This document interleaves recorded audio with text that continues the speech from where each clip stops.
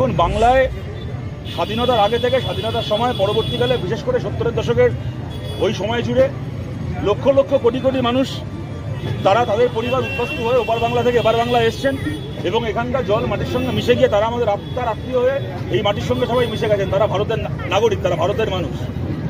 আজকে নতুন করে তাদেরকে নিয়ে যে রাজনীতি হচ্ছে, আমরা দেখুন বারবার করে বলেছি যে এই রাজনীতিতে পা দেবেন না, এতে প্রতারিত হতে হবে।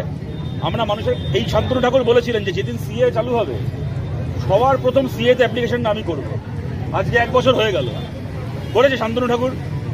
অসীম সরকার কবি গান গিয়ে ঘুরে ঘুরে বলে বেড়াতো, আমার কি দুঃখ গো, আমার পরিবারের ওপর মুসলমানরা কি অত্যাচার করেছিল গো, আমি ছোটবেলা চলে এসেছিলাম গো বাংলাদেশ থেকে।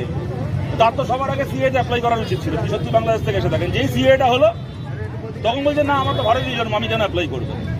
সুতরাং এই যে 2 নম্বরই এরা করে গেছে, বছরের পর বছর ধরে করে আসছে, গত কয়েক বছর ধরে এই যে প্রতারণাটা এরা করছে।